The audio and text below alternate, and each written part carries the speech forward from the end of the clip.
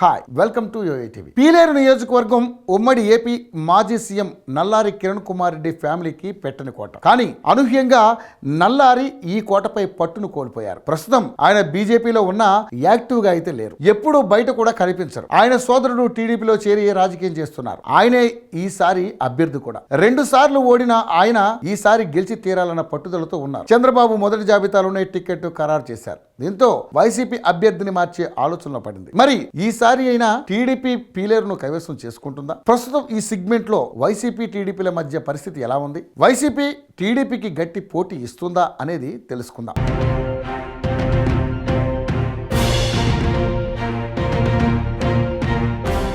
ఆంధ్రప్రదేశ్ రాష్ట్రంలోని కీలక నియోజకవర్గాల్లో పీలేరు ఒకటి. ఈ సెగ్మెంట్ అటు తిరుపతి, మదనపల్లి, చిత్తూరు, రాయచోటి, పలమనేరు వంటి ప్రాంతాలకు మధ్య అన్నింటికీ 57 కిలోమీటర్ల డిస్టెన్స్ లో సెంటర్ లో ఉంటుంది. రాజకీయంగా, వాణిజ్యపరంగా కూడా కీలక ప్రాంతం ఇది. 1994 ముందు ఇక్కడ టీడీపీ హవా నడిచింది. కానీ ఆ తర్వాత ఒక్కటంటే ఒక్క ఎలక్షన్ లోనూ పీలేరులో తెలుగుదేశం పార్టీ గెలవలేకపోయింది. అప్పటి నుంచి పోరాడుతూ ఓడిపోతూనే వస్తుంది. వాయిల్పాడుగా ఉన్న నియోజకవర్గాన్ని 2009లో పీలేరులో కొన్ని భాగాలు కలిపి కొత్త నియోజకవర్గంగా మార్చారు. నల్లారి అమర్నాథ్ రెడ్డి ఇక్కడ ప్రజల మన్ననలు పొందారు. ఆయన హఠాన్ మరణంతో ఆయన కుమారుడు నల్లారి కిరణ్ కుమార్ రెడ్డి రాజకీయాల్లోకి వచ్చారు. ఆయన సీఎం అయ్యే వరకు సోదరులు తెర వెనుకే ఉన్నారు. రాష్ట్ర విభజనను వ్యతిరేకిస్తూ జై సమైక్యాంధ్ర పార్టీ పేరుతో సొంత పార్టీని ఏర్పాటు చేసి పోటీ చేశారు. కానీ సొంత నియోజకవర్గం పీలేరులో కూడా విజయం సాధించలేకపోయారు. 2వ స్థానంలో నిలిచారు. ఆ తర్వాత నల్లారి సోదరులు రాజకీయంగా వేరుబాట పట్టారు. సోదరుడు కిషోర్ మాత్రం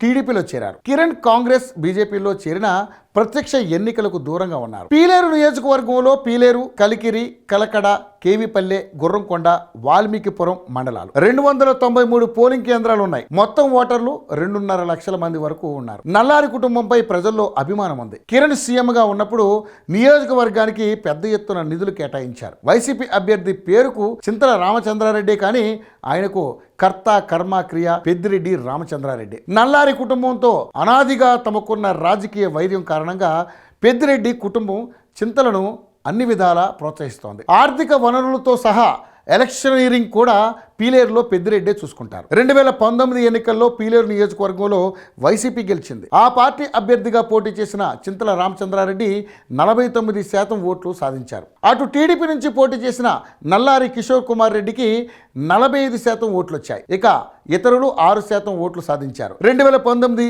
ఎన్నికల్లో వైసీపీ అభ్యర్థి చింతల రామచంద్రారెడ్డి గెలుపుకు కారణం ఆయన వ్యక్తిగత ఇమేజ్. అలాగే జగన్ వేవు తోడవడం మరో రీజన్. అలాగే 2017లో టీడీపీలో చేరిన నల్లారి కిషోర్ కుమార్ రెడ్డి టీడీపీ టికెట్ పై పోటీ చేసి గట్టి పోటీ ఇచ్చారు. కేవలం 4.4% ఓట్ల తేడాతోనే ఓడిపోయారు. 2 సార్లు ఓడిపోయారన్న సానుభూతి నియోజకవర్గంలో కనిపిస్తుంది. వైసీపీ నేతలు, కార్యకర్తలపై అవినీతి ఆరోపణలు ఎక్కువగా ఉన్నాయి. 2 సార్లు ఓడిన నల్లారి కిషోర్ ప్రజల్లోనే ఉన్నారు. పార్టీ కార్యక్రమాలన్నింటినీ ప్రజల్లోకి తీసుకెళ్లారు. ఈ 10 ఏళ్లలో మునిపెన్నడూ లేనంతగా నియోజకవర్గంలో బలాన్ని పెంచుకున్నారు.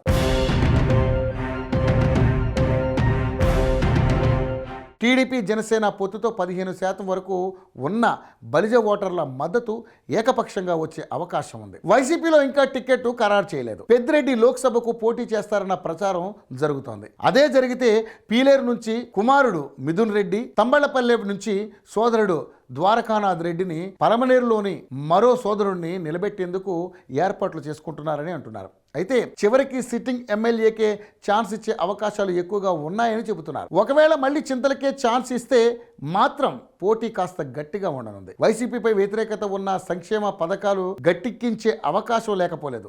దీంతో పీలేరులో వైసీపీ, టీడీపీ మధ్య ఉత్కంఠగా పోరు ఖాయంగా కనిపిస్తోంది. టీడీపీ అభ్యర్థి కిషోర్ కుమార్ రెడ్డి గతంలో 2 సార్లు ఓడిన సానుభూతి, జనసేనతో పొత్తు కూడా టీడీపీ అభ్యర్థికి కీ రోల్ పోషించే అవకాశం ఉంది. పీలేరు సెగ్మెంట్లో బలిజ సామాజిక వర్గం జనాభా 18%గా ఉంది. వీరిలో మెజారిటీ ఓట్లు కూడా తెలుగుదేశం పార్టీ వైపే పడతాయన్న అంచనాలున్నాయి. ఈ లెక్కన చూస్తే ఈసారి పీలేరు టీడీపీదే అని చెప్పొచ్చు. కానీ రాజకీయాలు కదా, ఎన్నికల సమయానికి ఏమైనా జరగవచ్చు. కాబట్టి పీలేరు నియోజకవర్గంలో ఈసారి ఏ పార్టీ జెండా ఎగురుతుందనే తెలియాలంటే ఎన్నికలు జరిగే వరకు వేచి చూడాల్సిందే.